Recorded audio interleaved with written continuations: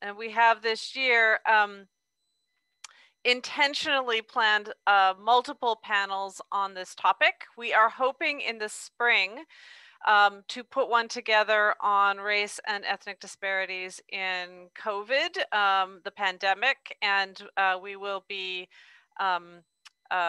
providing you with more detail on that shortly. But this is our last event for this winter quarter, and we're really happy to see so many of you here. So the format for today is that we have unfortunately Orly Clerget, who was going to be our fourth speaker today, is unfortunately just gotten called away to a family emergency. Let us know in about an hour ago. And so we are only going to have 3 speakers today, unfortunately, instead of 4. But the format for today will be that each of them will speak for about 10 to 15 minutes, and I will introduce each one of them in turn. And then afterwards, we will have time for Q&A and further discussion. If you have a question while folks are presenting, you should feel free to put your question in the chat.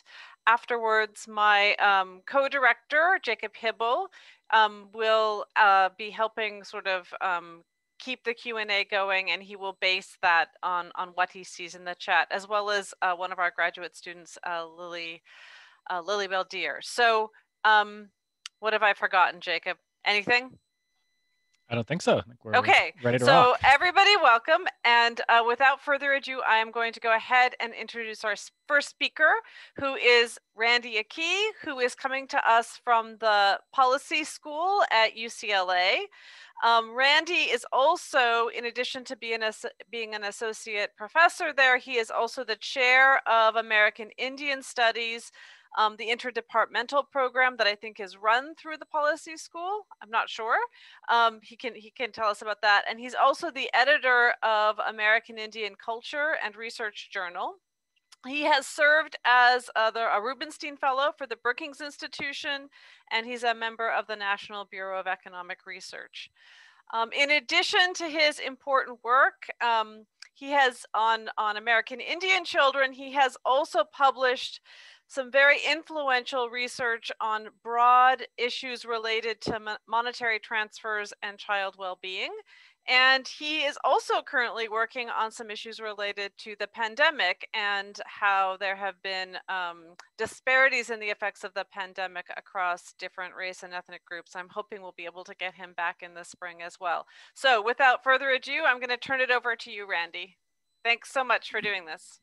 Thanks for having me, everybody, and great to be here. And I'm here in Los Angeles. Acknowledge the Tovangar, the land of the Tongva Gabrielino peoples here of Los Angeles.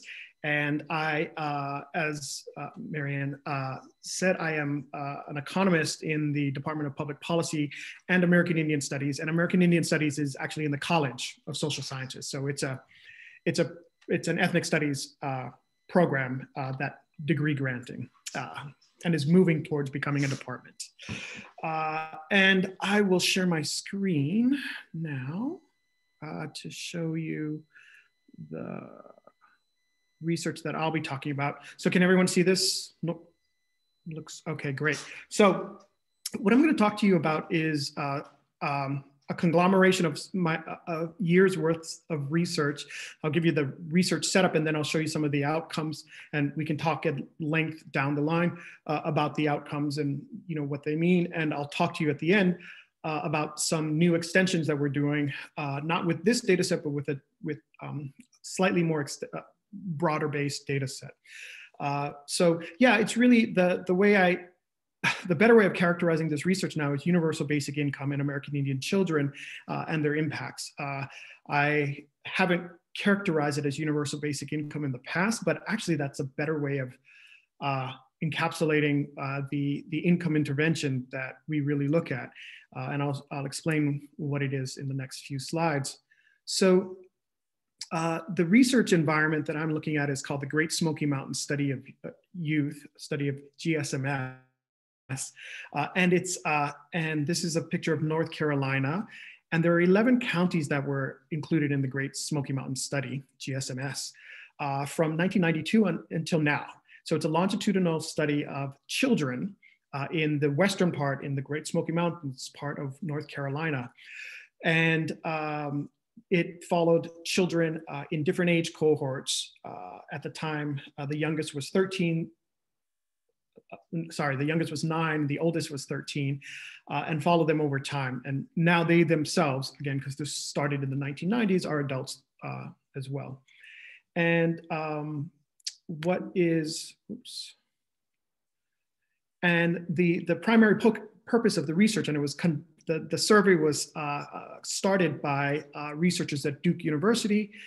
They were epidemiologists and psychologists, and they were interested in looking at the evolution of mental health outcomes on children, psychopathologies, in rural as well as American Indian communities. And in this part of North Carolina, the two race groups are primarily white, and the eastern band of Cherokee, which is essentially, it's a federally recognized American Indian tribe that's been located there since before removal, the removal of the Cherokee to Oklahoma. And as I mentioned, there were 3 cohorts of children that were originally sampled out of 12 counties in that western part, 9, 11, and 13. They conducted an oversample so that they have about 25% of the sample are American Indian children. We look at attrition over time. It doesn't seem to be affected by a bunch of household characteristics.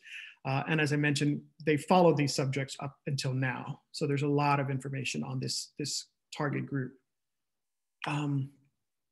So the intervention that happened is unbeknownst to the researchers, essentially originally in the 4th wave of the sample, a casino opened up on the American Indian reservation, and it operates there, and the revenues are part of the tribal government.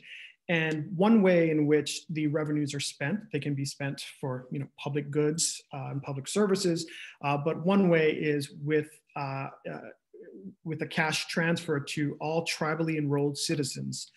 And these cash transfers are provided without regard to any type of characteristics. There's no means testing. All that's required is that you are tribally enrolled. In fact, you don't even have to live on the reservation. You can live in New York City or Los Angeles and still receive the cash transfer as well. Yeah, the sole requirement is being a member of the tribe. And so that's why it's, it's equivalent to sort of a universal basic income type of a measure. And this is just sort of a first stage impact, just to show you what the average household income was, sort of the net income was across years prior to the casino opening. So everything's been netted out, but post casino opening, and so again, remember that the payments, the cash payments, were contingent on the size of revenues of the casino, and by year 3 and 4, households were getting above $5,000 to $10,000 each, yeah, so that's sort of the way to think about it at the household level. And so I'll show you the results coming up, but really we're looking at a difference in difference type of a regression here. We're comparing the young cohort of American Indian children to the older cohort of American Indian children, because the children who live in the younger cohort live in households with exogenously increased household incomes for about 4 years longer than their older cohorts. And then we have the non-Indian cohorts of children who are also the exact same age, who were completely unaffected by the increase in household incomes. And so they are sort of the comparison group as well. So that's the 2 dimensions of difference. It's within group, within American Indian, and across with American Indians and non-Indians. And that's our basic setup here. And what we find in a series of papers, so not just one paper, but we look at years of education at age 21, we find that for the youngest cohort, and in particular, I should note that there's a range of household incomes on the reservation. And also, to be clear, about 1/3 of American Indians from this community live off the reservation. So there's, it's a relatively small reservation. It's about 10 miles by 10 miles. So it's not the giant, Western reservations that people may have in mind. So there's a lot of sort of flow on and off the reservation. There's a lot of integration with Asheville, North Carolina, and a number of other communities around that part of the state. The point in saying that is that there's a range of household incomes for American Indians, and there's a proportion that's relatively poor, below the federal poverty line. And what we find is that actually the results are concentrated for that group. That more money means bigger effects. And so the effects that we find with regard to education in particular are concentrated amongst those who, prior to the casino opening, the households were in poverty. And we find that for that treated group, there's about 1.5 more years of education at age 21, and they're 39% more likely to finish high school by age 19, sort of on time. We also, in a more recent paper, looked at the sort of civic impact of raising household income on children's adult behaviors in voting. And we found that again, the children from these households that were affected by the poorest of the children in these households, in these American Indian households, increased their probability of voting compared to the untreated cohort by between 10 to 20%. And their parents, just as a sort of an aside, seem completely unchanged in their voting behaviors, which kind of suggests that there's sort of a thermometer type setting with regard to children's participation, at least where income has an impact that doesn't affect parents. So parents are sort of, their civic participation is baked in by the time they're adults. That's at least sort of our initial finding from that research. In another paper, we look at, again, because the research survey was really originally intended to look at behavioral and emotional disorders of children, we were able to look at these outcomes for the children. And these are clinically validated outcomes. And that's the other sort of aspect that's sort of beneficial about this study, that you can take these measures that the psychologists use to survey the children, and you can directly map them into DSM-4 or DSM-5, I believe it is now, pathologies, so that you can clearly map that. And what we found, and so, I'm not a psychologist, but they're co-authors on these papers. And what we found is that there is a statistically significant decrease in behavioral emotional disorders for children in their childhood from the treated households. There's also really interesting data here too, because data was collected about the parents over time, at least until the child became an adult themselves. And what we found is that this extra income reduce the self-reported, so we take that with a grain of salt, but parental fighting, as well as parental drug and alcohol abuse. And one may not put 100% confidence in that because it's self-reported, but even if we look at one parent reporting on the other parent, we still see statistically significant decreases. So if you think at least they're being honest about the reporting of the other person, that seems to be consistent. So, the takeaway from all of this is that we find the impact of this income intervention, again, and it's a exogenous boost in income, somewhere from $4,000 to $10,000, depending on the year we're looking at, as well as the composition of the family. And we find the results to be mostly concentrated among the poorest households, which makes sense and gives sort of the conclusion that poverty is an actual constraint in the subsequent generation in a number of domains. And releasing that constraint actually can improve the lives of children, even as late as, and remember, we're really looking at adolescence here. We're not even looking at early intervention because our data wasn't set up that way. So, presumably there may be even larger impacts for the intervention happening earlier in childhood, but the way our data is organized, we're unable to do that, unfortunately. So future work, we are looking at, interested in looking at this same sort of research, same sort of impact of casino and per capita income transfers, these UVIs on a longer time scale and for all American Indian reservations.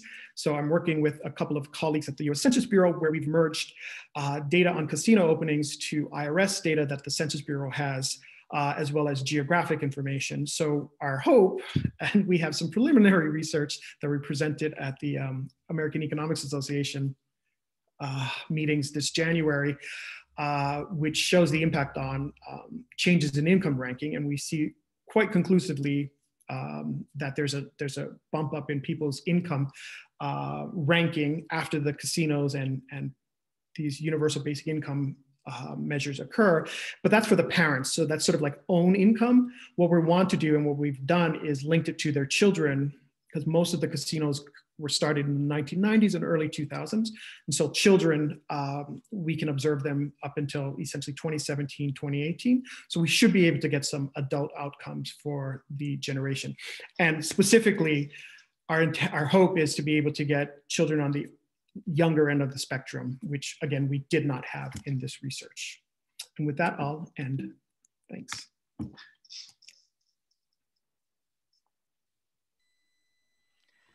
Thank you very much, Randy. We're going to go directly to our next speaker, who is Rebecca Kovar. I'm probably going to mispronounce your name, Rebecca. Rebecca Kovar-Rubias. Did I say it right?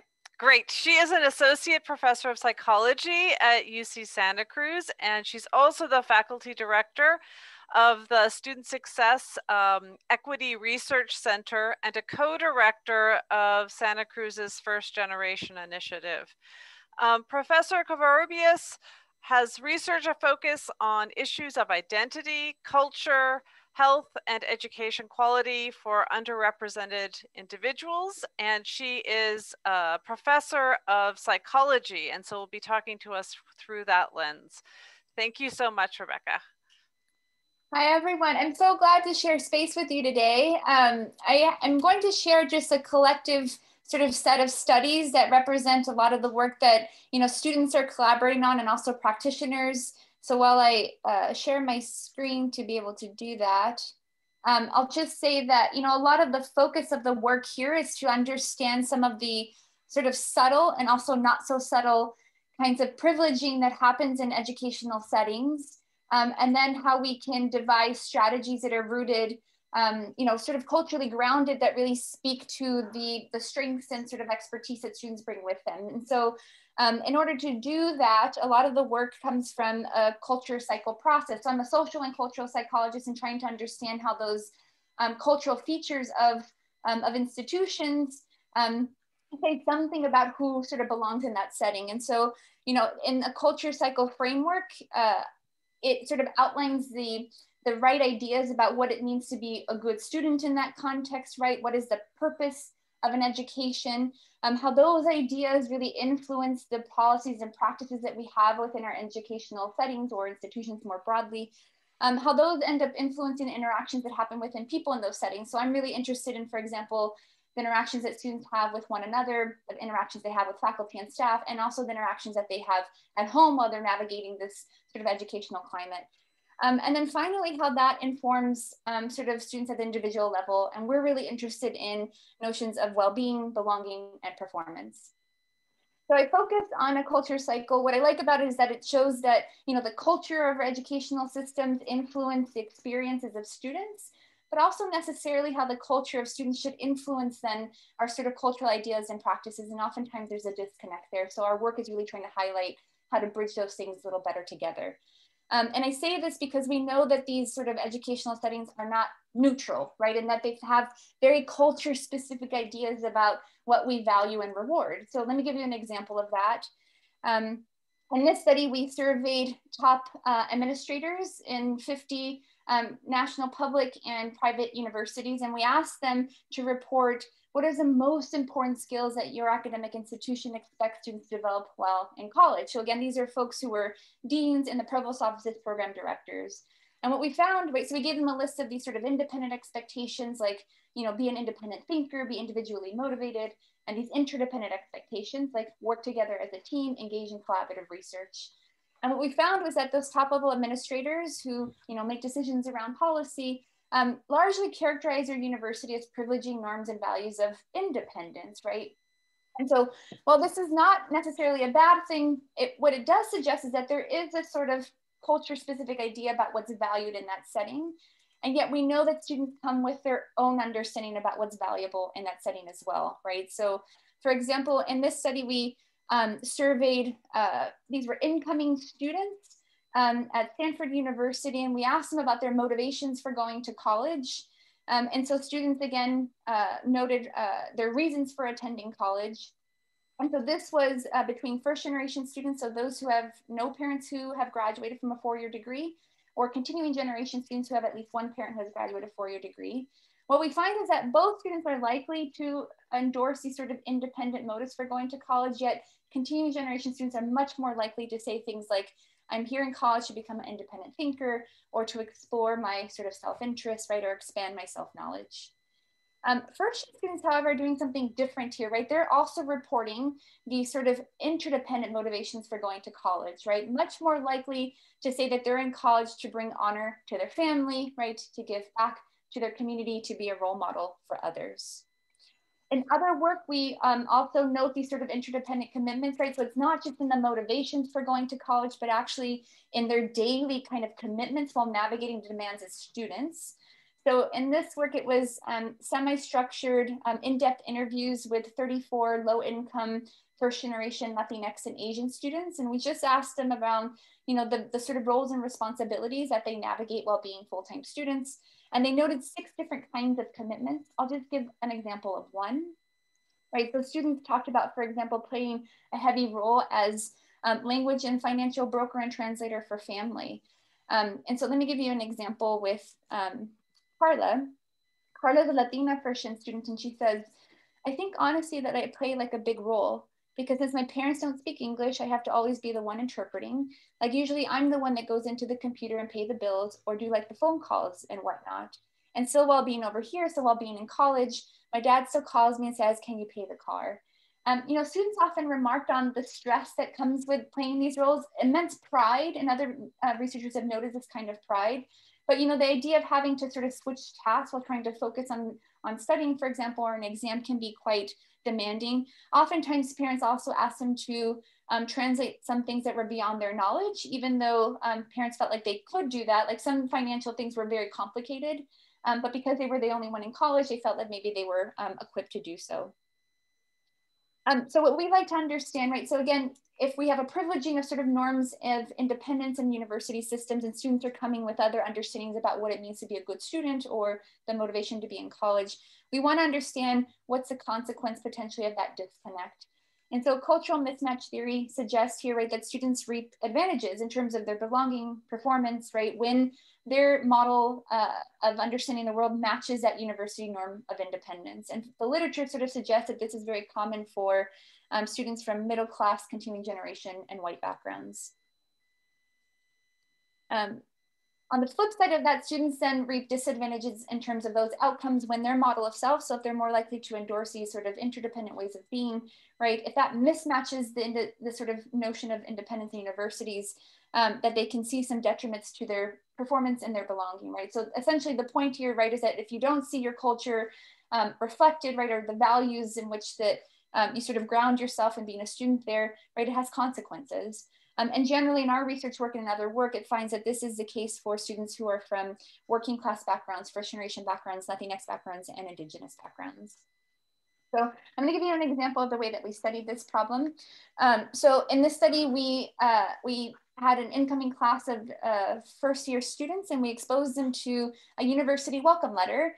But we randomly assigned them to read a message of independence or a message of interdependence, right? So this is just sort of like a standard letter that you would get at any welcome package. But we wanted to see what was the impact of university framing, right, for student performance. So they read a letter like this, we sort of forged it. It's not really from the university president, but we wanted to sort of make it look like it was, right, to see the impact on performance. So they either see a letter that's sort of like this, independence, right? So I'm delighted that you have decided to attend the University of Arizona and that you think Arizona is the right place for you. And then for the next few years, you'll have many opportunities to explore new areas and learn from our superb faculty and from your own personal exploration and individual experiences. So they either see this or they see something like this, which is a frame that actually still has the messages of independence, but it broadens it a little bit more to include messages of interdependence. So it might say something like, I am delighted that you and your family have decided to attend U of A, and that together with the University of Arizona community, you'll learn from your experiences, interactions with peers, right? So just subtle reframing of some of the messaging here. Students then take a tangram task. This is the main dependent variable, but we tell them that it's an icebreaker activity. The whole study is around evaluating orientation material. So we tell them engage in this icebreaker activity and give us some of your feedback, but in fact, it's actually the main dependent variable here. So in this task, you take the pieces, you rearrange them into the shapes here. Students do about 9 puzzles in 10 minutes. They can accurately do around 2 puzzles. So it's a difficult task. And so we're looking here at their number of problem solved correctly. So what do we find here? So on the bottom here, you have the independent letter, and then here the interdependent letter. And then on the y-axis, you have number of tangrams solved. And what you find is that when you expose students to those messages of independence, right, you get the same socioeconomic achievement gap that you get across most institutions, right? That first-gen students underperform compared to continuing generation students. Yet when you start to incorporate more messages of interdependence, right now it's more inclusive of other ways of thinking about being a student, that gap is eliminated. Those bars look different, but they're significantly not different from one another. First-gen students who get the independent message do worse than when they get the messages of interdependence, right? Because there's a cultural mismatch here, presumably happening for them. And then I think what's really important is that these students the continuing generation students actually don't experience advantages similarly here, right? So when you start to incorporate more messages of interdependence, it doesn't harm their performance. They actually do equally well in both conditions here. So suggesting that if we broaden our idea, right, and our sort of practices and policy to be more inclusive of other kind of worldviews, right, that we can facilitate a match for a larger, more diverse set of students. So part of our work is understanding the impact on performance, but we're also interested in well-being. So I want to give you an example of how that cultural mismatch might potentially impact student psychological experiences, right? So this is a narrative from a Latino first-gen student from a working class background. And when we asked him how he felt about being successful and transitioning to college, this was his response. He said, "My parents have greatly suffered in the course of time. There are times where I felt that it would be impossible for me to succeed. I felt such a connection with my family that I felt much guilt coming to the university. I feel that I have such a luxury with independence and they are suffering every day. These thoughts have made me consider dropping out of college and start working full-time to aid my family." And so I think what it suggests here is that sometimes, right, being successful and succeeding beyond that working class home, it's exacerbated by a few things, right? Your deep connection to family, that commitment to family, the luxury of independence and choice at the university setting, with the simultaneous recognition that there are folks back at home who might be being challenged by very real things brought on by poverty. So, food and housing insecurity is something that students tend to grapple with, and sort of that dual reality that they're sitting with. So what our work sort of looks at is the experience of family achievement guilt, right? So it's the socio-emotional tension related to leaving family commitments and obligations behind to pursue college, even when that pursuit of college is grounded in helping family, right? If that context is so different, right, and pulls you away and can't remind you of that, it can have some consequences. So to study this a little bit more, again, we engaged in these in-depth interviews with first-generation low-income Latinx and Asian students. And we noted 4 facets of guilt, and I'm just going to give you one example. So students noted, for example, feeling guilt related to financial distress, right? So this was not only the distress around just the high costs of the university, but also the distress around when you're a full-time student, not being able to contribute financially.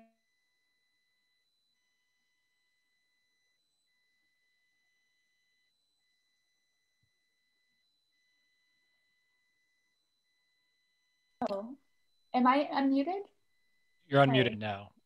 Was I mute? Did it just, okay. Just for like 10 seconds or something. That's good. I was like, that would have been a problem. The beginning of the year, there was the whole orientation cost like $130, all the Greyhound bus tickets. I was just really regretful. I could have just stayed home and saved so much money, saved my parents so much money, just have taken debt myself. So, we don't often consider that $130 from a university standpoint being a lot of money. For a lot of families, though, it creates a lot of burden. So part of that mismatch is also not recognizing the sort of, the challenges of what it feels like to navigate sort of multiple domains here. And so part of that support is recognizing some of that means addressing food and housing insecurity for families. So just to wrap up, I'm going to give just one example as part of the research work, right? What I like about the culture cycle approach is that it gives points of intervention, right? So it allows us to ask bigger questions around what ideals and values do we have to embrace if we're going to actually serve students appropriately? What practices, policies, and programs do we need to adopt? What interactions do we have to foster with students, right, to really facilitate their sense of belonging and empowerment in that setting, right? Because we want them to feel at home and not like there's some sort of guest there. So I'm going to give you one example of a researcher practitioner collaboration where I worked really carefully with the Hispanic Serving Institute team here to evaluate a family-based conference meant to really give space to families to belong. So the point of the conference was to strengthen sense of belonging of low-income first-generation Latinx students, right? So the majority of the sample was that. It also included their families, family broadly defined, so they could bring a family member into that space. It included the director of the Ethnic Resource Center and the Sense of Belonging HSI team, and then myself and my undergraduate students and grad students who were part of the research team. Just to give you a window of what that curriculum looked like in the first year. So they had things, for example, where they would affirm the role of family, where they had exact workshops on what does it mean to have a student who goes to college? How do you support that student? It provided culturally relevant programming. Some of that was both in English and Spanish, right? And it really stuck to the issues and values of what families were grappling with. And it also provided really positive in-group representations. They had parent panels and student panels, parents who had students who have gone to college before speaking about their experience. We conducted surveys just to students and families to see how they were experiencing that space. I just want to focus on one element of that. So this is what part of the conference helped them the most, right? So, I think the most critical part here was that it provided financial aid assistance. So all families got to meet with an advisor for at least 15 minutes one-on-one. And that alleviated so much stress around the cost of college. So that very brief meeting was instrumental in helping families feel like they could not have to worry about it. The workshops about being first gen also illuminated a lot of parts of the hidden curriculum for families and students. The panels of students and families sharing their own stories.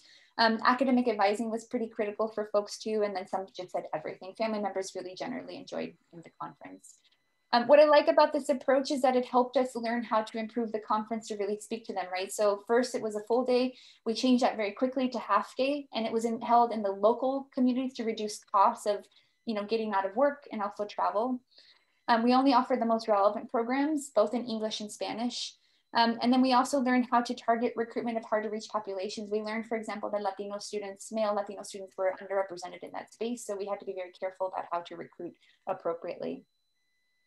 So just to sum up, I want to just leave a quote with Rose. I think she summarizes the main point of some of these research findings. So she says, I'm working towards this goal of college, but even this goal is not solely just for myself. I want to help out my parents. I want to support them. So even then, you never become fully independent. What I love about this sort of narrative here is that she's really pushing back on this, right, privileging of one way of being in the university. She's really propelling us to think about what it means to have these expectations of independence, especially when your everyday lived reality and motivations are about staying connected and maintaining connections with family and loved ones and community members.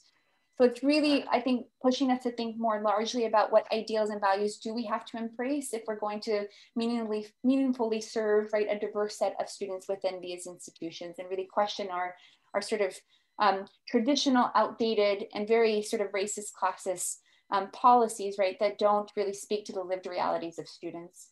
And then just a shout out to the students themselves. I mean, they keep me going every day. They give me a lot of, I think, hope and pride in this work. Obviously the collaborators and the participating schools for sharing over and over again some of their work. And of course you all, I'd love to hear any thoughts that you have in synergy across some of this work. And I think I'm done there. Thank you. Great. Thank you so much, Rebecca. I was just meeting with a group of underrepresented minority undergraduate students at lunch today, and so many of the things that they said on an anecdotal level, of course, corroborated by your research. It was terrific. Thank you. So our last speaker is Nicole Kravitzwortz. She is an assistant professor in the Department of Emergency Medicine at UC Davis and part of the Violence Prevention Program. And prior to UCD, she was a postdoctoral researcher at the University of Michigan, go Blue, on the same fellowship actually that I had through the Population Studies Center, which just kind of makes me happy. She focuses on social and policy determinants, consequences, and prevention of violence and related health outcomes over the life course and across generations, with a particular emphasis on inequities by race and ethnicity. And we are really excited to have her today. Thank you, Nicole. Thanks for having me. Let me just start sharing my screen here.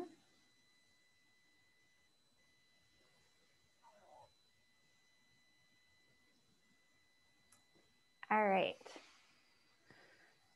Ooh, didn't want to do that yet.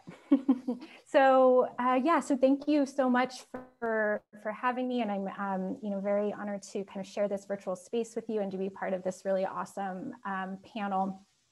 And so, as was mentioned, I'm an assistant professor here at UC Davis in the Violence Prevention Research program, which is in the Department of Emergency Medicine here, but I'm actually trained as a sociologist and an epidemiologist, so I'm not a clinician. And today I just wanted to talk a little bit about exposure to and experiences of violence in the lives of young people as they transition to adulthood, but to do so in the context of that larger research agenda that was sort of just mentioned, and in particular, my focus on structurally rooted chronic stressors in a neighborhood context. So we just passed the 3-year anniversary of the mass shooting at Marjory Stoneman Douglas High School in Parkland, Florida. And public mass shootings such as this are for many people front of mind when one mentions gun violence, especially in the lives of young people.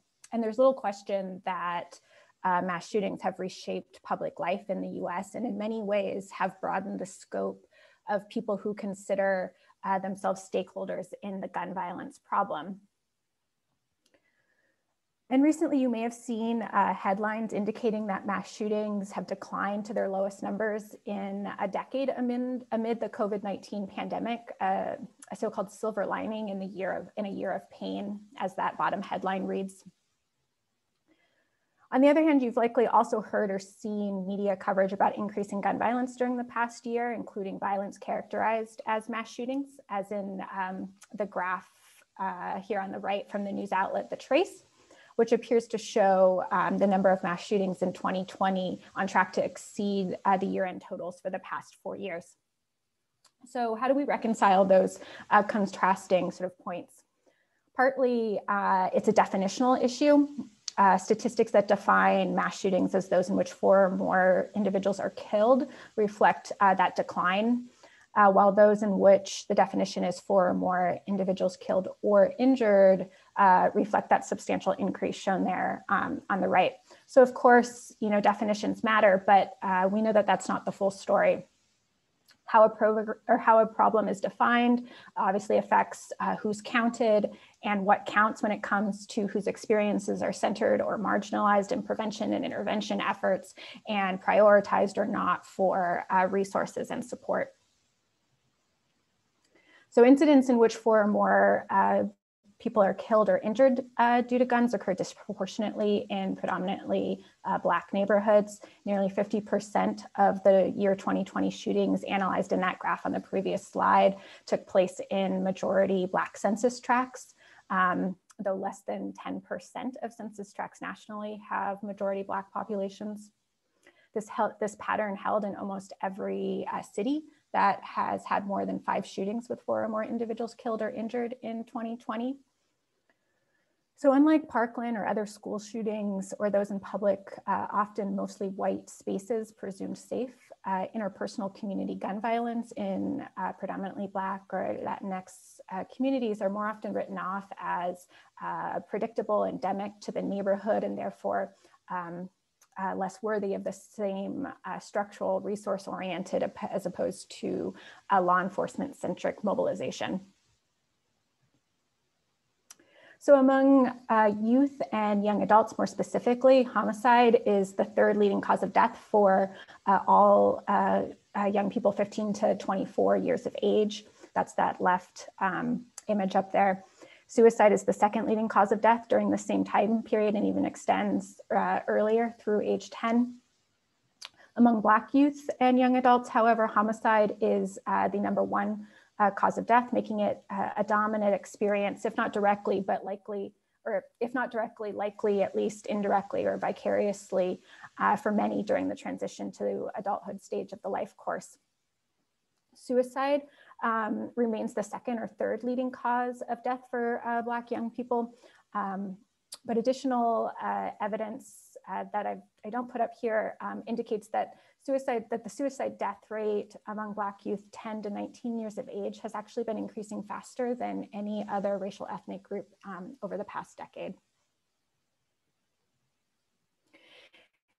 And just to bring it back to firearm violence in particular, the overwhelming majority of homicides, nearly 95, or actually more than 95%, and close to half of suicides among Black youth involve a firearm. And this is really recent data from 2019 from the Centers for Disease Control and Prevention. So the patterns and the uneven burden of gun violence obviously didn't emerge by accident. Rather than equitable burden of firearm violence, particularly interpersonal gun violence, is also fueled by historical and current day policies and practices as manifested in sort of the structural drivers of violence there in that left column, often rooted in systemic racism and oppression that shape the underlying conditions that contribute to violence as well as its consequences.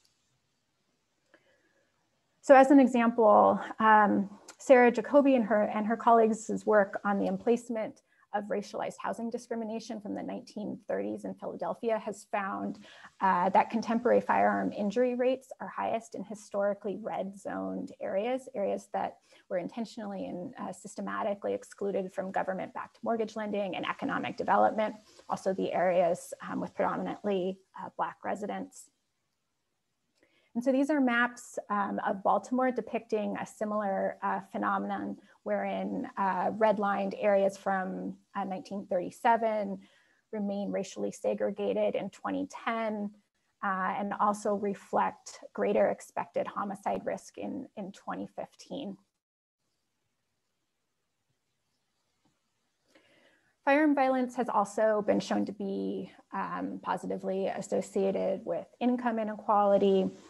That's work by some colleagues of ours, Ali Rohani Rabar, and at the University of Washington, and came out a couple of years ago. And beyond interpersonal community violence, recent work by John Kaufman and colleagues has linked a $1 increase in a state's minimum wage with decreased rate of suicide among those without a college degree. And this was especially true in periods of high unemployment. So in a life course framework, these forms of structurally rooted violence experienced earlier in life can have consequences later in the life course. So in most incidents of interpersonal community gun violence, those who commit violence overwhelmingly have had extensive trauma in their own lives earlier on. Many of you, I'm sure, may be familiar with adverse childhood experiences, which conventionally refer to individual experiences of abuse and household or family dysfunction leading to trauma.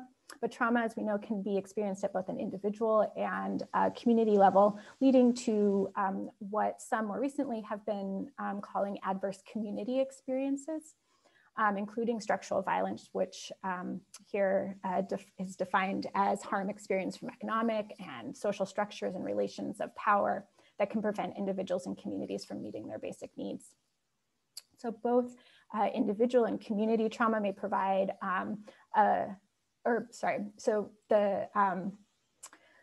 both individual symptoms of and community level symptoms of trauma can increase the risk for violence. And further, the symptoms of community trauma may provide a basis for legitimating structural violence, such as justifying enhanced suppression and containment tactics, which then can further contribute to community trauma in sort of a recursive way. Now, neighborhood disadvantage, deprivation, or disinvestment indices, as they're variously known, are one means of quantifying a dimension of structural violence and community level symptoms of that exposure. And so this is a representation of neighborhood disinvestment in Sacramento, where the UC Davis Med School is located, by census tract using decennial census data from 2010. And like so many other regions across the country, there's really obvious inequalities in the places, the neighborhoods in which families live. This map delineates specifically an index of neighborhood disinvestment composed of the indicators or the social determinants in the 6 categories on the right, with the darker red shading indicating greater levels of census tract level disinvestment. UC Davis's Sacramento campus in Oak Park, or 95817, towards the middle of the screen there, is in the most disinvested tier, while the Land Park zip code, for anyone who's familiar with Sacramento, is immediately adjacent, is in the least disinvested or the most advantaged tier.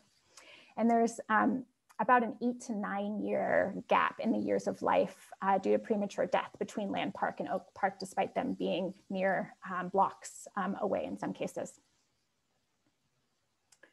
So some of my own past work has further examined this relationship between the geography of disinvestment and the geography of health and health inequities, with a particular emphasis on the temporal and developmental dimensions of this relationship in the context of the transition to adulthood. So this is just a basic conceptual model of this work. I adopted a life course perspective, examining health-related outcomes between the ages of 18 and 30 as a function of the persistence and timing of exposure to neighborhood disinvestment earlier in the life course, including various child and adolescent life course stages from ages 1 through 17. And I measured neighborhood disinvestment using a composite score, very similar to the census tract map from earlier, and then divided those scores into quintiles ranging from the least to the most disinvested neighborhoods. And in the average first quintile neighborhood, less than 5%, these were the least disinvested neighborhoods. Less than 5% of residents were poor, only 2% received safety net assistance, and about 40% of adults were college graduates. Whereas in the sort of the average fifth or the most disadvantaged quintile neighborhood, approximately 30% of residents were living under the poverty line, about 19% received safety net assistance, and only about half of adults had graduated from high school. So one of the, and I didn't mention this, but I'm hoping it was in one of the sources listed here, but I'm using data from the panel study of income dynamics, which is a longitudinal data set that spans from the late 1960s all the way through today and is still ongoing, following individuals and families throughout that time. So one of the primary findings underscored in this work was the sort of the different social worlds that young people continue to live in. And so exposure to neighborhood disinvestment was substantially more common among non-white, and in this sample, that meant mostly Black and Latinx versus white respondents. And this graphic shows the proportion of childhood from ages 1 to 17 that young people on average resided in each of the 5 neighborhood disadvantaged quintiles. So Black children and youth on average spent approximately 67% of their childhood in the most disadvantaged neighborhood quintile, Q5. That's 11, almost 12, actually out of 17 years of their childhood spent in the most disadvantaged or disinvested neighborhoods, compared to just 13%, or about 2 of 17 years among white children and youth. And although I don't break it out here, the same general pattern of exposure and racial inequities therein was evident during each of the 3 developmental stages I focused on, so early and late childhood as well as adolescence. So in turn, I then looked at the consequences of such exposure on various different health outcomes, some chronic disease outcomes, so obesity, as well as general health status and a health behavioral measure. And I found that compared to the most resourced or first quintile neighborhoods, children and youth who persistently resided on average in the most disinvested neighborhood quintile from birth all the way through age 17 had approximately 2.2 times the odds of poor self-rated health, 3.5 times the odds of obesity incidence, and 1.7 times the odds of initiating smoking in young adulthood, that is before age 30. And so now when I looked at neighborhood disinvestment exposure during those 3 distinct life course stages, so early childhood, late childhood, and adolescence, I found that neighborhood disinvestment exposure during early and late childhood did not have independent effects on, in the case of this particular study, future obesity incidence, nor did they account for the racial disparities that we see. Rather, only exposure that occurred during the adolescent time period was associated with 3.8 times the odds of obesity incidence in young adulthood. And this is generally consistent with what other research has found and theory indicating that the neighborhood environment becomes an increasingly salient factor that is generally more consequential for future health as children grow older and become more autonomous.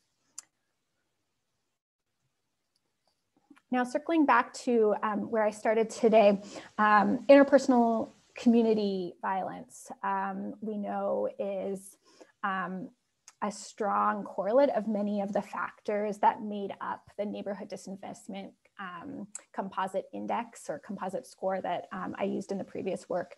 And increasingly, research is beginning to show that violence within a young person's environment can disrupt their daily lives, even when they don't experience that violence directly, because violence, we know, impacts not just people, but places and whole communities through, for example, greater police presence in a neighborhood, metal detectors at local schools, sidewalk memorials, and others. And these broader conditions further impact access to and the quality of educational opportunities, housing and employment options, the strength of social networks and systems of social support and collective efficacy, all of which have the potential to set young residents on negative health trajectories with lasting consequences for physical and socio-emotional well-being. Ethnographic research has shown, for example, that living within a violence-impacted community, regardless of direct exposure or involvement with violence, often forces young people to navigate strategically through public places, shifting their schedules and their networks and their routines in response to violence in a broader environment. And more recently, using police department data on incidents of violent crime geocoded to respondents' residential environments, a handful of studies in Chicago and New York City have shown that a recent act of violence within a young person's community reduces effortful control and executive function, as well as performance on cognitive assessment tests. And this is largely work from Patrick Sharkey and various other colleagues in the past couple of years. So the results from these various studies, namely impaired sort of cognitive functioning in the aftermath of local violence, suggests a need for an expanded conceptualization of violence exposure, recognizing that the impacts of violence may extend across individuals within a community, regardless of personal victimization or firsthand exposure. And that's actually going to be the focus of one of my new and recently funded research projects, which will be using a unique combination of longitudinal data on a national probability-based sample of youth and their families from 6 waves of the Fragile Family and Child Wellbeing Study, which have been geospatially linked really recently to the open source gun violence archive, which has really highly temporally and spatially resolved or fine-grained information on local violence. And so here I think one of the sort of novel aspects of this is this ability to kind of assess exposure at later and outcomes at sort of later in the life course than has been previously looked at, which has focused more on younger kids and their school-related outcomes. We're going to be able to look more at later adolescence and a broader scope of health and socio-emotional outcomes. I'll skip that and just end by saying thank you, and I look forward to questions and conversation to come. Thank you very much, Nicole. That was really interesting, and I'm sure there's going to be a bunch of questions following all three of these talks, so I'm going to turn it over to Jacob. Sure. So Lilybell, Deer, and I have been gathering questions as they come in the chat. People should feel free to post more if they're on your mind. I think what we'll do, I'm going to try something new, calling an audible.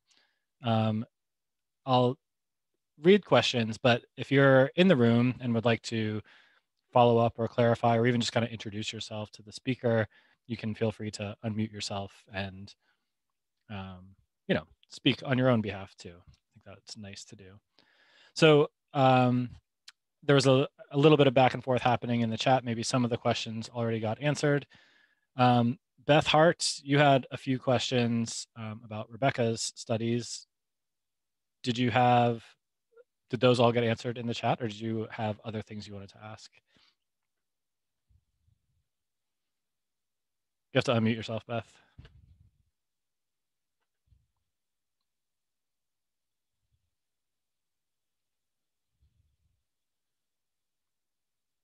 Wait, are you, you're muted, Beth. Did you? Me, I'm sorry. Oh, sorry. It said that I couldn't unmute myself. I apologize. Yes, I think most of my questions did get answered. I'm sorry, I can't recall the name of the puzzle test, but was the idea there to show that would one implication might be that if students were exposed to those messages once or repeatedly throughout their experience at a college, that they would have more cognitive capacity? I'm sorry, I don't know the right terminology, but is that the idea? No, that's a great question. I'll also say that, so one, we thought about it as a concentration task in that moment. And what we actually find is that what mediates those findings is that when students are exposed to these sort of independent messages, they actually find the task more difficult.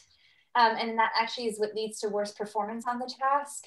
But there have been follow-up studies, and in that same paper, actually, we show that those messages are also linked to longitudinal effects on grades. So even in the first and second year of college, for example, if you endorse independent motives for college at the beginning, you show better grades over time. Whereas if you endorse interdependent motives for college, you can you show lower grades over time and after 1 to 2 years. Nicole Stevens actually just released a paper that shows that those motives at the beginning of college follow students actually through 4 years, even after when they graduate. So that at the point when they're graduating, if they endorse interdependent motives at the beginning, they have lower grades at that 4-year mark when they're about to graduate. So there are different ways. So in that task in particular, we were thinking it more sort of ability to concentrate, right, perceptions of difficulty of a task.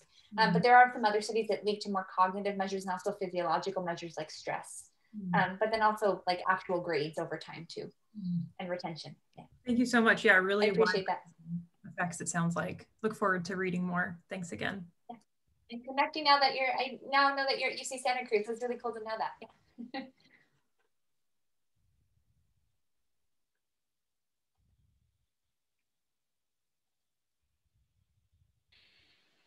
Yeah. So there's a question for Randall from Irina. I don't know if you want to unmute yourself, Irina, and ask it yourself, but.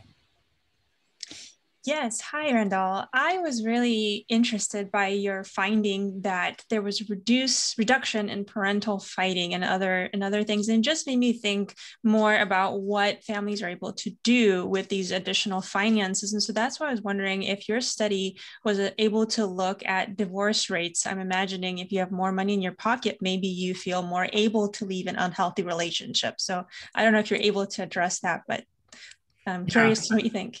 Yeah, we definitely were able to, because we had information on marital status before the casino opened and as well as after the casino opened. And actually it could have gone in either direction. It could have led to more marriage, sort of more dissolution of marriages because you have independent income and you can get away from, you know, a bad spouse. Alternatively, we also conceive theoretically it might be more attractive to marry an American Indian because they have guaranteed income. So you could have newer, you know, marriages that didn't exist before. And actually what we find is no statistically significant change in marital status, which is useful because that, you know, differentially might have an impact on, of course, children's well-being, right? Sort of dissolution of marriages, for instance. And so we see no difference, nothing statistically significant. You know, it's like I said, it's about $4,000, which again, this was in the mid 90s in Western Appalachia, the Appalachian mountains. So it's actually still a big amount. It's somewhere between 20 to 25% of annual income. So it's a large amount. It's not enough to be, you know, completely financially independent. The other thing we also don't find is we don't find a serious reduction in parental employment as well. So we don't see people leave. You know, that's one of the complaints that you hear when you hear about universal basic income is, well, everybody will just be lazy and nobody will work. So yeah, maybe there's a critical threshold, like at $100,000 a year, maybe you decide to do that, but this clearly wasn't $100,000 a year. So there might be a range in which that's not going to happen. And again, we have no way of testing various ranges, not with this one case study, but at least for that case study, the case study that we have, that did not induce people to leave the labor market completely anyway.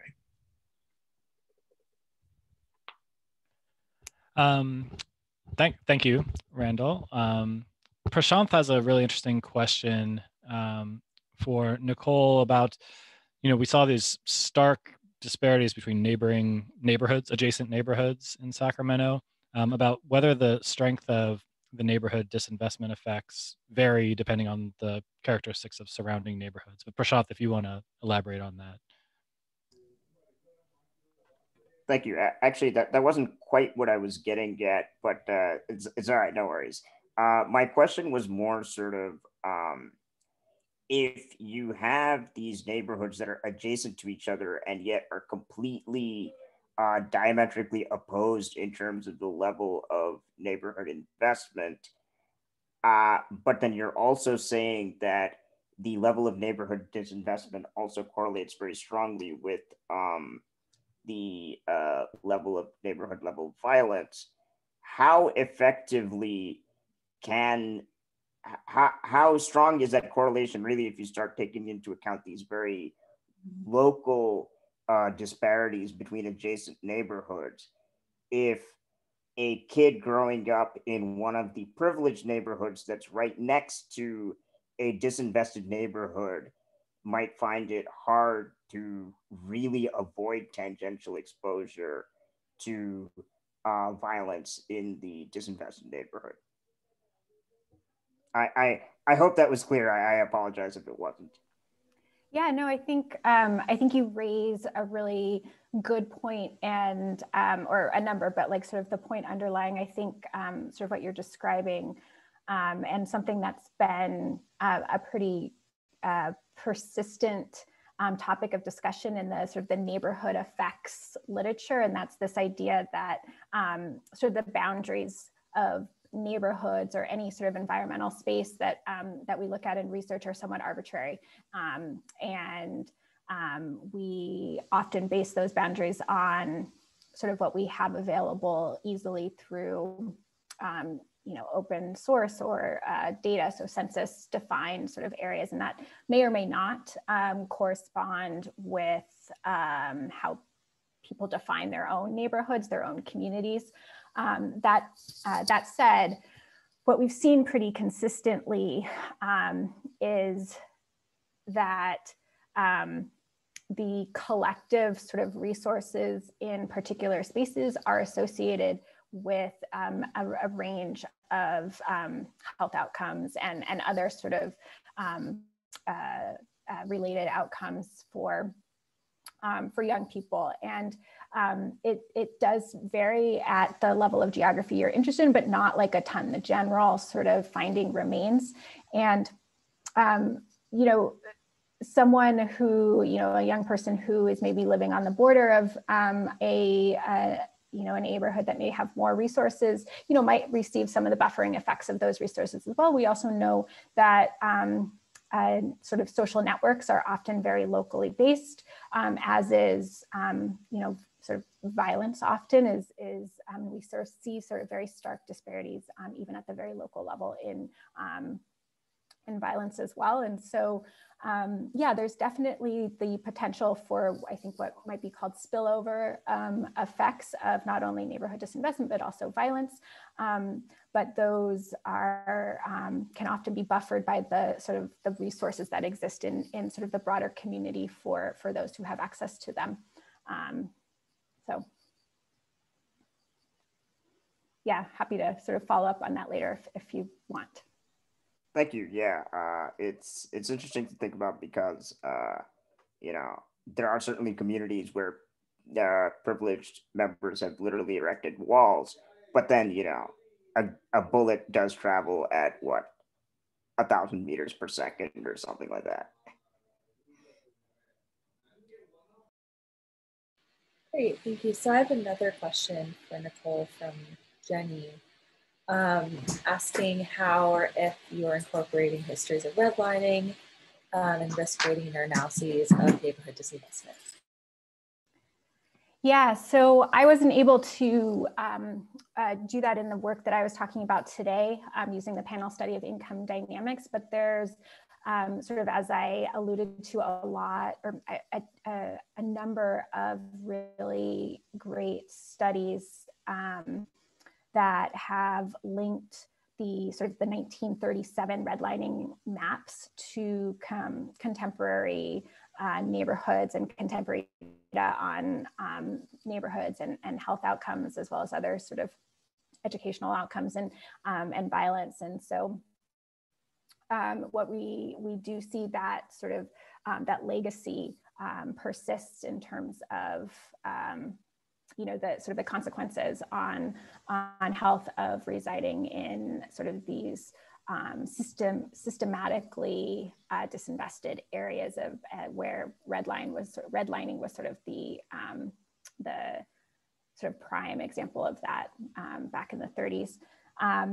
So yeah, I think, you know, in future work, I am, yeah, very interested in sort of trying to be more explicit about linking similar kind of legacies of redlining in my own work. But for now, it's sort of Sarah Jacoby, I think, is sort of one of the prime researchers who's done that in terms of violence anyway.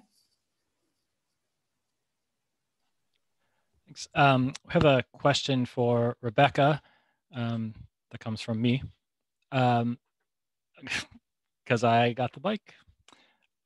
This idea about the sort of pernicious and unintended consequences of the independence norms that a lot of us reinforce in college is really, really, really interesting. You know, it's the kind of thing we think maybe some of us think we're doing a good thing by normalizing or encouraging independence, but showing the sort of dark side of that has really got me thinking. So I wonder, from an individual educator's perspective, maybe a graduate student TA or a college instructor, like what are ways we could change the way we teach to have more of an orientation around interdependence or reinforce those kind of norms? Yeah, I appreciate that question. And, you know, I'll even just add more nuance to that is that, you know, it's actually not that, you know, what we find in our studies that consistently these students still report, you know, endorsing independence. So, I mean, this makes sense, right? So a lot of our students are socialized in US educational systems. And if the norms of independence are there, like they're adapting and sort of reflecting those norms of independence as well. The issue is that when you privilege only one way of thinking, so that hyper kind of privileging of independence at the cost of other ways or other ways of being or other ways of learning. So in the letter study, right, it's about that if you can incorporate messages of both, because that letter had still messages of independence, but it just was more inclusive of these other ways of being, you reach more students. But if you're solely sort of focusing on independence in the classroom, I think that's where it makes it a little bit, you know, less inclusive in a lot of ways. And in fact, we have some other work that shows that you know, for low-income Christian students of color, they also show, yes, norms of independence, but even that is very much based on social class. So there's this really great framework from Audrey Kustrow, who did ethnography with poor families in Queens, and then sort of upper middle class families in Manhattan. And what she found was that in the poor families, in the upper class families, they endorse these notions of soft independence. And that's mostly what we find in university settings. So express yourself, be individually motivated, think about your preferences. In the poor families, actually, she found hard independence. So it's a toughness, be self-reliant, rely on yourself. And then also the sort of collectiveness, meaning that pull your resources so that you can survive. And so what we found is that in the college setting, that students endorse both of these types of independence. So, and altogether, when I think about strategies for supporting students, right, one is as simple as, you know, when students, we also got this feedback from students, is just recognizing that students have family obligations when you're constructing a course, right? That flexibility sometimes offers a lot of advantages for students if they're managing schoolwork, you know, actual work, and then family commitments. And I'm not saying like no structure and all the, like always like bending on your deadlines, but, you know, emergencies, allowing students to know that it's okay to ask for extensions on things within reason, obviously. I mean, this just that acknowledgement that students are managing multiple demands, I think relieves and humanizes that process for students. And it feels like they care. And we've heard that at least from some research studies from students directly, that is a really good approach. I think also using, again, not always rewarding one type of engagement. So we also, when we teach or when we're hosting things, you know, students who are very active by raising their hand feel comfortable speaking out, but there has to be other ways that we can reward that engagement, right? Maybe smaller kind of learning sessions, especially in active learning environments where students can engage their work differently, not misreading what engagement looks like, right? As the sort of independent way of doing things. We know from a lot of work in social psychology that tying your course material or program material to the motivations that students care about. So, you know, why is learning about what you're learning about going to be helpful for your family or for your community? That seems to work really well for particular groups of students. So there's these sort of subtle things that we could do. Obviously, it's really important to couple that with larger structural changes. But those small daily kinds of interactions and cultural shifts also have a lot of impact. And it's just about, I think, speaking more broadly to a different worldview, and that we're not sort of narrow on what we're thinking about what is good learning, what is good engagement. And I think that's what's really powerful here. I appreciate that question very much. And I think there's a lot we can do to shift those little small kind of cultural kind of levers every day while working at the bigger kind of structural things, because that's much slower. Awesome, I love it, thank you.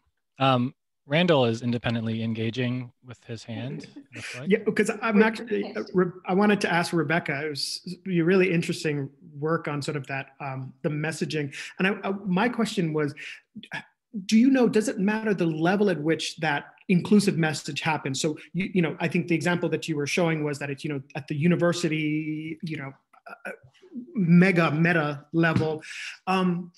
But do we know anything else about sort of like, right, like you were just talking now about sort of the professors being lenient and allowing for, and there are multiple sort of steps along the way of, you know, peer groups, you know, your people in the dorms with you, maybe your sports teams, what have you.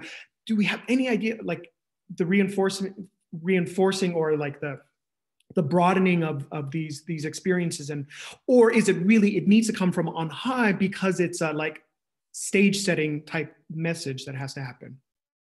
No, I mean, there's a lot of evidence that suggests that like even just cues in a classroom are enough to facilitate belonging. What you put in your syllabus, for example, is really powerful as well. We also have some data, for example, I mean, I know UC Davis is part of this. We have that First Gen initiative that is now across the UC campuses that was pioneered at UC Irvine. And that even just looking at websites of First Gen faculty, for example, is enough to facilitate belonging for First Gen students. It's that signifier of relatability, of humanization, I think, of really hard to reach role models potentially. They also report having higher intentions to going to office hours after they see and read about a First Gen faculty member, compared to when they read about the same faculty member who they think is continuing generation. So even those kind of small cues and belonging are important. I also want to say, though, that I think it also has to be authentic. So, it's not the case that, if you're experiencing a hostile environment and then higher ups kind of describe that as like a welcoming environment, students are very keen, right? They're going to call that on the bull that it is. I'll share one example where we tried to recruit students for a tutoring program. And so we sent them a particular framing that was one of interdependence. What we found is that women signed up more for that because that messaging was really, they signed up less for that because they knew that those peer learning environments were actually quite competitive. These are STEM-based ones. And so the message of interdependence actually backfired because they recognized that that was not what that session was, that they felt like they had to be competitive, independent, and had to come up, had to show up to that space like they already knew that material.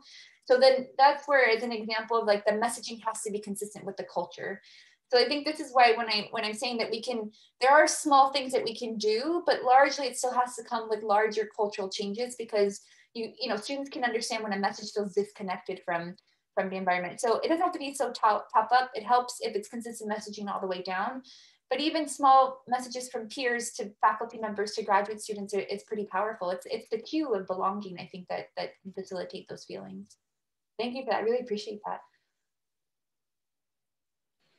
Great, thank you. I think Marianne has a question for Randall. I had a question for Randy, who I know a lot of his work quite well, and I was just curious. So I guess I'm outing myself a little bit, but I was just curious, Randy. We have two.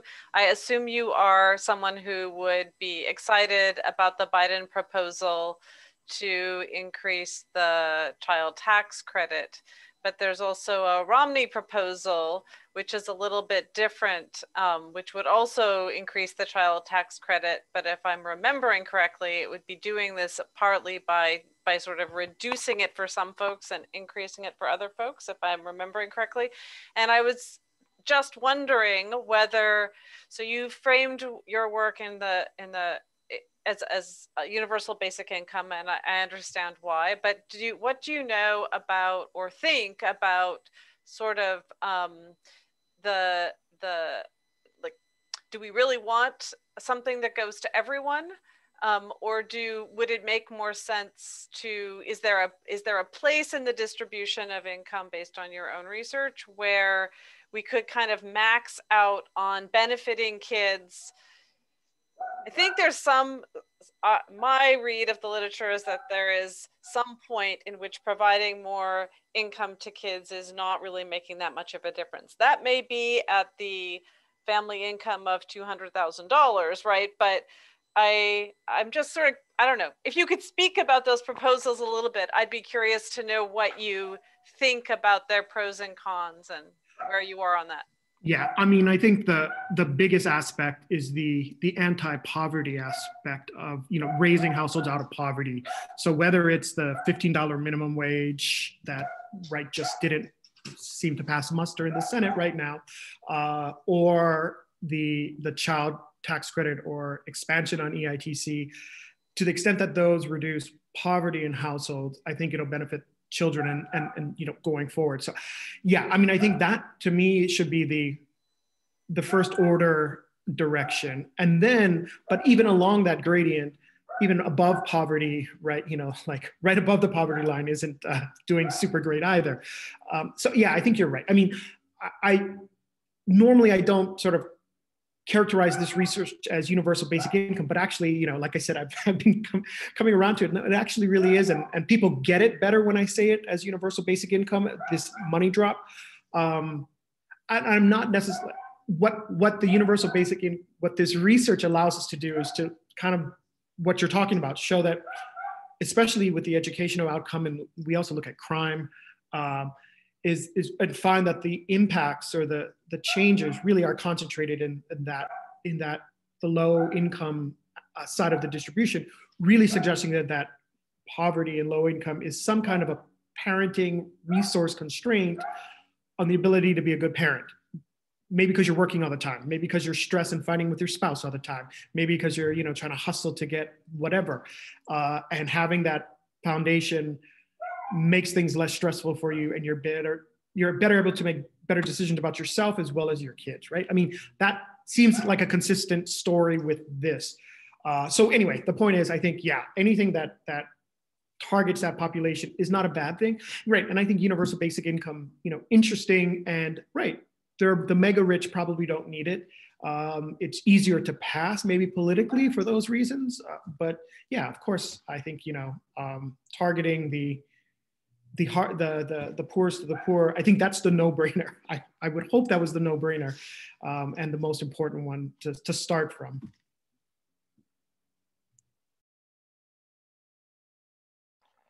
We have a quick neighborhood effects question for Nicole. I think quick. One of your slides showed that neighborhood disadvantage had no significant effects at their early life course stages, but then during adolescence, it seemed to have a pretty big impact on some of the health outcomes. Is it the case that individual and family level disadvantage or poverty has a corresponding decrease in influence during adolescence as neighborhood effects take over? Do they kind of cross paths? Yeah, that's a super interesting question. And so yes, what the literature, at least in my reading, tends to show is that family and household level resources have strong effects on later life outcomes in sort of those earlier parts of the life course. So early and late childhood through about, I think, age 10, 12 type of thing, just before kind of the teenage years. Because that's sort of more central to young people's lives, or really young people's lives, whereas the neighborhood becomes increasingly more salient, as I mentioned, as young people start venturing out on their own, and less is filtered only through sort of the family or household environment. So yes, I think that's a fairly consistent finding.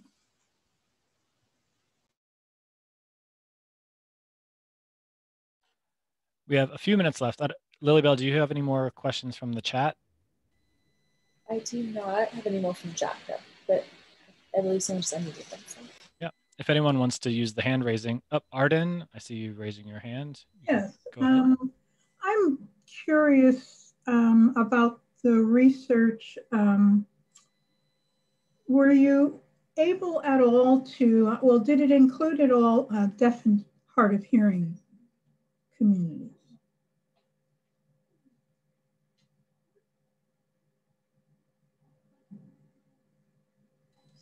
Can anyone hear me? I think we don't know which project you're talking about. Which research are you talking about? I'm asking all. Ah, okay. Was the deaf and hard of hearing community included in the research?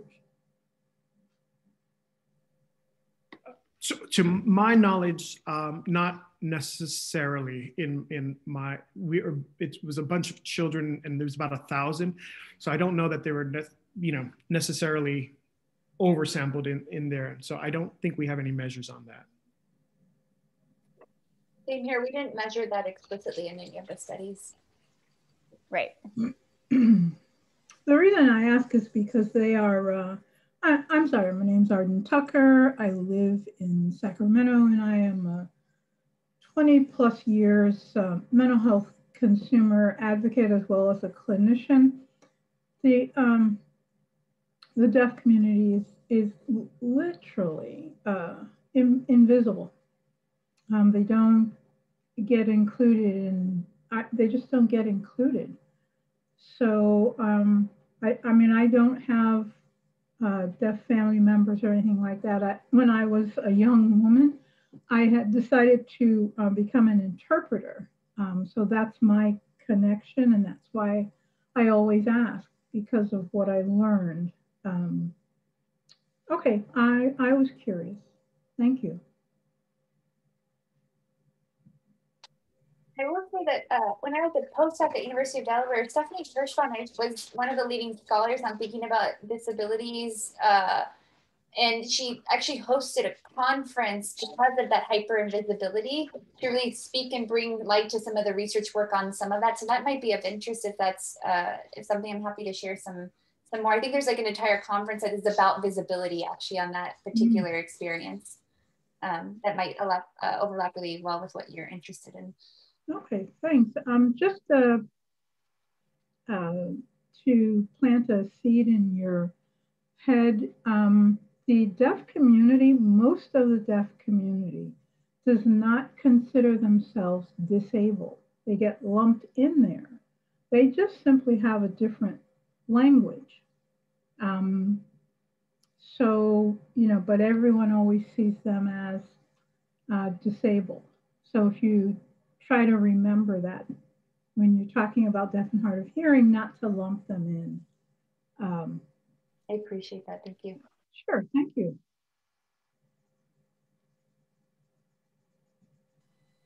Any other questions?